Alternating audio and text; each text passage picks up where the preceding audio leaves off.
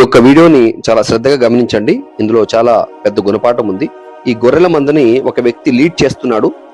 అతని వెనుక ఈ గొర్రెల మంద మరి అంధభక్తితో ఫాలో అవుతున్నాయి.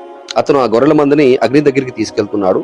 వాటిని అగ్ని చుట్టూ తిరిగేలా చేసే ప్లాన్ అతనిది. ఆ గొర్రెల మంద ముందు అతను పరిగెడుతున్నాడు, గొర్రెలు అతని వెనుక పరిగెడుతున్నాయి. ఎప్పుడైతే గొర్రెల మంద మధ్యలో గ్యాప్ తగ్గిపోతుందో అతను వెంటనే చాకచక్యంగా అక్కడి నుంచి తప్పించుకుంటాడు. ఇంకా గొర్రెలే వాటికవి అగ్ని చుట్టూ తిరుగుతూ ఉంటాయి. అవి ఎందుకు తిరుగుతున్నాయో, ఎవరు పరిగెత్తించారో, ఎవరి వెనుక వెళ్తున్నాయో వాటికి తెలియదు. ఇంకా తిరుగుతూనే ఉంటాయి అన్నమాట. ఇదే ఉదాహరణ మనకు కూడా వర్తిస్తుంది. రాజకీయ నాయకులైతే ఏంటి, చెడిపోయిన మత గురువులు కొందరు మతం పేరు వాడుకునే వాళ్ళు ఎవరైతే ఉంటారో వారు కూడా మనల్ని ఈ రాజకీయాల పేరుతో మరి మత రాజకీయాలు కావచ్చు, లేకపోతే మతం మత్తు ఎక్కించి మనల్ని ఒకరికొకళ్ళు ఈ విధంగా అంధ అనుసరణ చేసేలా చేస్తున్నాయి అన్నమాట. కాబట్టి ఈ యొక్క వీడియో నుంచి, ఈ యొక్క గొర్రెల మంద నుంచి కూడా మనం గుణపాఠం నేర్చుకోవాల్సిన అవసరం ఉంది.